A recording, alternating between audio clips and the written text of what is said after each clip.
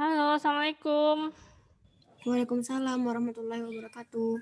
Assalamualaikum warahmatullahi wabarakatuh. Sudah selesaikah menyimak materinya? Sudah, Bu. Sudah, Bu. Kalau gitu ada kesulitan dalam memahami materi. Untuk praktikum keamanan pangan, materinya untuk praktikum ini ada 2, yaitu kehalalan pangan sama klaim label kemasan. Untuk yang kehalalan pangan, kalian hanya tinggal melihat apakah di produk yang kalian pilih itu ada logo halalnya atau tidak, ada sertifikat halalnya atau tidak gitu.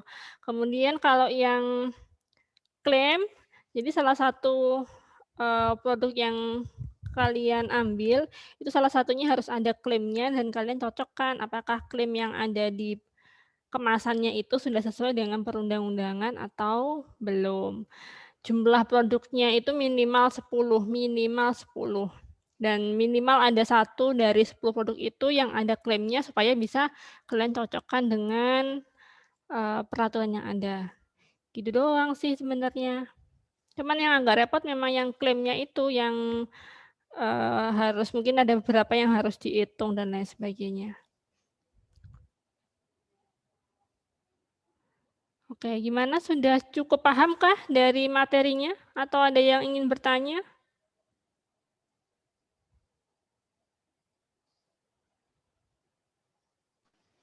Bu, izin bertanya. Iya, silahkan Tasya. Itu Bu, terkait yang label halal, itu harus yang berwarna hijau itu Bu. Kamu punya produk yang label halalnya warna apa? Ini ada di Nyam-Nyam warnanya hitam Bu. Ada nomor sertifikatnya nggak?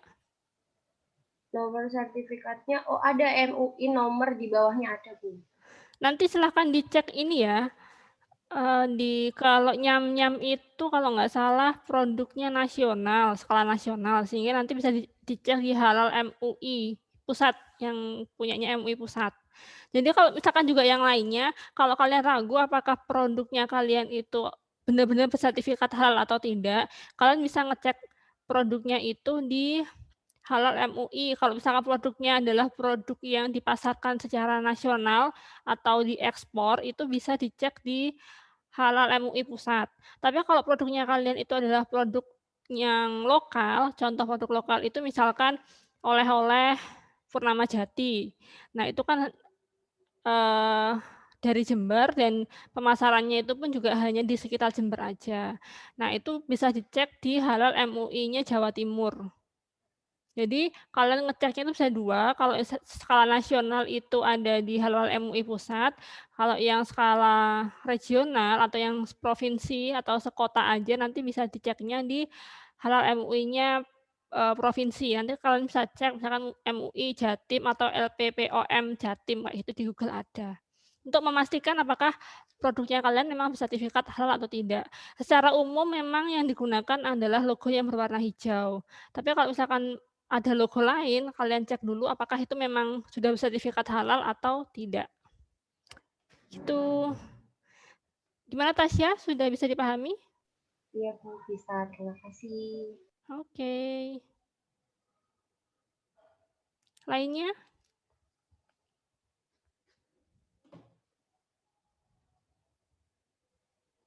Sudah lihat-lihat dapur apa belum ini tadi? Setelah tahu tugasnya seperti apa, sudah mereka-reka kira-kira mau produk apa aja yang ditulis. Jadi produknya itu adalah produk olahan ya, bukan produk segar, tapi produk olahan. Kalau produk segar seperti sayur mayur atau buah, itu pasti halalnya. Tapi kalau sudah diolah menjadi bentuk lain, nah itu yang harus dicek apakah dia sudah bersertifikat halal atau belum.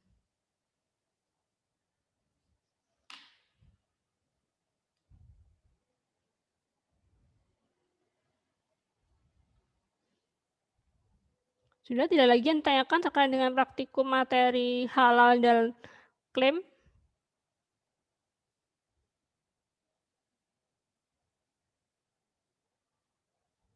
Oke, kalau tidak ada, Ini apa? Ini saya ingin menjelaskan terkait dengan yang tugas minggu depan. Jadi kalau yang halal tadi, yang ini adalah untuk yang minggu ini. Untuk yang minggu depan, kalian perlu mempersiapkan materi presentasi. Materinya adalah keamanan pangan pada masa pandemi. Jadi memang, COVID-19 itu dia memang ditularkan melalui droplet sama aerosol.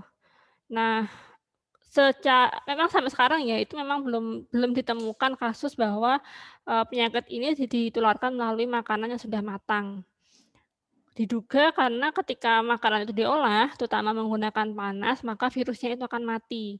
Tapi ternyata meskipun tidak ditularkan melalui pemanasan, itu bisa ditularkan melalui hal-hal yang lain gitu. Jadi untuk minggu depan, kalian per kelompok silahkan mempresentasikan sesuai dengan topik masing-masing yang sudah ditentukan. Untuk yang kelompok satu, itu kalian mempresentasikan terkait dengan penularan virus SARS-CoV-2 di restoran, dapur, atau tempat mengolah makanan. Jadi sebenarnya gimana sih penularan virus SARS-CoV-2 gitu ya. Dan, misalkan gini, ada sebuah temuan Temuan yang menyatakan bahwa virus ini dia itu hidup di kemasan frozen food. Frozen food itu kan disimpannya di suhu dingin. Nah, ternyata ketika bagian kemasannya itu di-swab dan ditanam virusnya itu di media, ternyata virusnya itu hidup gitu kan. Berarti kan si virus dapat bertahan di suhu dingin. Itu salah satu penularan yang bisa terjadi dan kemarin sudah ditemukan di suatu penelitian gitu kan. Nah, secara umum penularan virus itu seperti apa, terutama di restoran, dapur, atau tempat mengolah makanan. Dan kalau misalkan kalian menemukan informasi-informasi tertentu atau misalkan, oh ternyata penyakit ini sudah bisa ditularkan melalui makanan. Nah, itu silahkan kalian update minggu depan. Itu untuk yang kelompok satu. Untuk yang kelompok 2, setelah tahu bagaimana cara penularannya, kalian membahas tentang cara mencegahnya.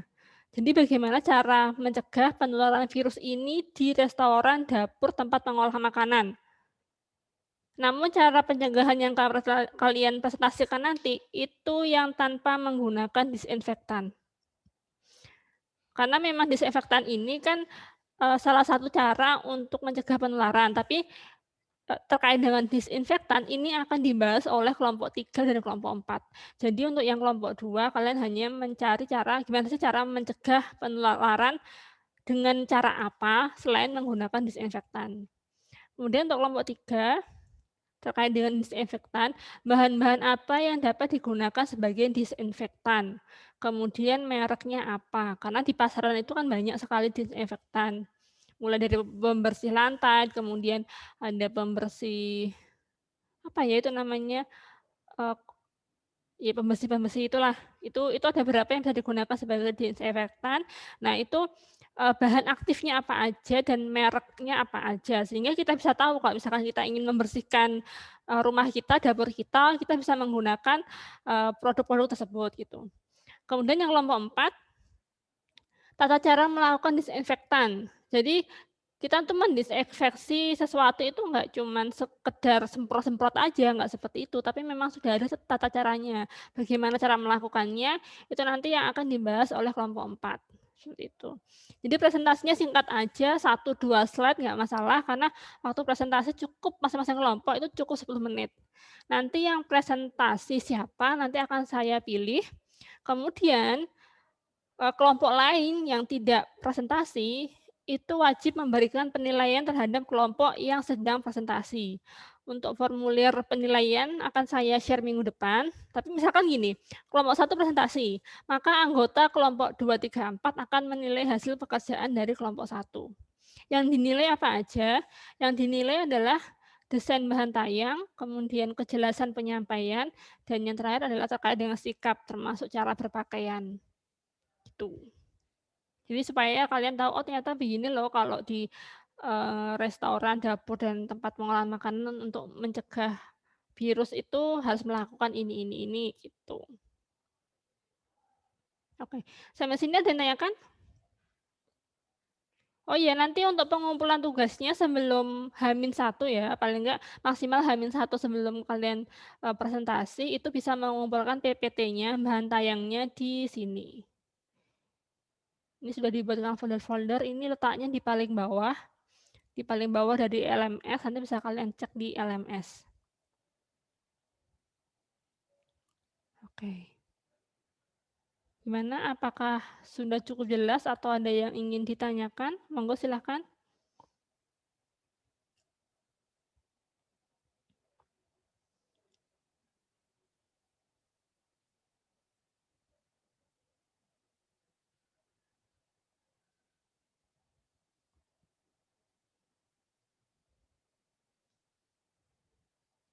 Sambil saya cek resensinya, jangan sampai lupa tidak absen.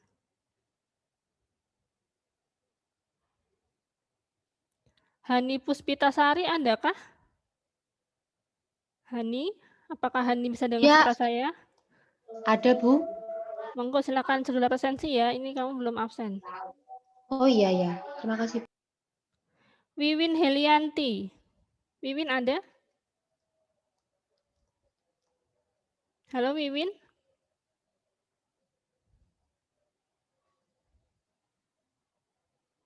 Ada, Bu.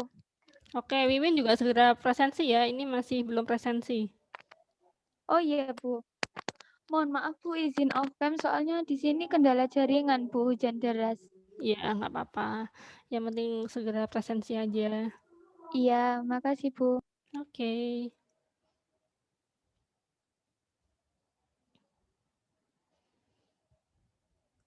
Gimana, ada yang tanyakan untuk tugas minggu depan?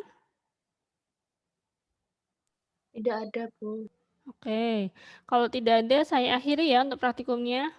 Singkat aja, kalau kalian mau lanjut mengerjakan tugas atau mau istirahat atau mau memasak, monggo silahkan dilanjutkan aktivitasnya atau mau istirahat juga nggak masalah. Kita ketemu lagi minggu depan. Oke, terima kasih atas perhatiannya. Semoga kita semua dalam keadaan sehat. Wassalamualaikum warahmatullahi wabarakatuh. Waalaikumsalam warahmatullahi wabarakatuh. Waalaikumsalam Terima kasih, warahmatullahi Yoi, wabarakatuh. dadah, sampai jumpa ya. Nggih, Bu. Saya akhiri dulu untuk virtual meeting-nya.